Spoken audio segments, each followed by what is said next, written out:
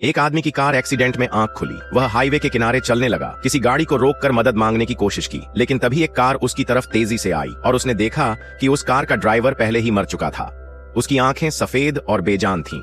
वह डर गया और तुरंत पुलिस को कॉल किया, लेकिन जब उससे उसका नाम पूछा गया तो उसे याद आया कि उसे अपनी पहचान ही याद नहीं थी।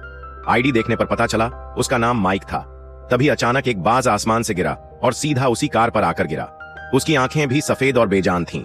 माइक डर गया और वहां से भाग निकला। वह एक रेस्टोरेंट में पहुंचा, लेकिन वहां जाकर देखा कि सभी लोग मरे पड़े हैं। अब उसे शक हुआ कि कहीं हवा में कोई खतरनाक वायरस तो नहीं। डर के मारे वह अपने घर में छिप गया। उसी वक्त उसने अपने पड़ोसी जॉन को बाहर देखा। माइक ने उसे खतरे से आगाह करते हुए अंदर जाने को कहा, लेकिन जैसे ही जॉन पास आया वह अचानक सांस लेना बंद कर गया और वहीं गिर गया। उसी पल माइक को कुछ समझ में आया। अपनी बात की पुष्टि के लिए उसने एक कौए पर प्रयोग किया। वह धीरे धीरे कौए के पास गया जो तेज चिल्ला रहा था, लेकिन जैसे ही माइक पास पहुंचा कौवा भी अजीब ढंग से मर गया। अब माइक को असली कारण पता चल चुका था। उसने एक रस्सी से दूरी नापी, सटीक 10 मीटर। तभी एक कार दूर से आती हुई दिखी।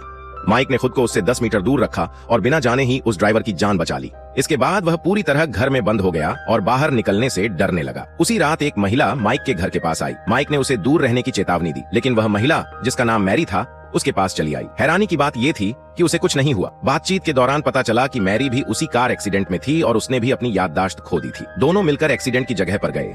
वहां पूरा इलाका 10 मीटर के काले घेरे में तब्दील हो चुका था। माइक ने मैरी को सब बताया जो उसके साथ हुआ था। मैरी को लगा माइक पागल हो गया है और वह वहां से जाने लगी। तभी एक महिला पुलिस अफसर वहां से गुजरी और जैसे ही मैरी 10 मीटर दूर हुई वह पुलिस अफसर वहीं गिर पड़ी, आंखें सफेद। अब माइक ने फिर एक प्रयोग किया। एक भेड़ के पास माइक खड़ा रहा और मैरी को धीरे धीरे दूर जाने को कहा।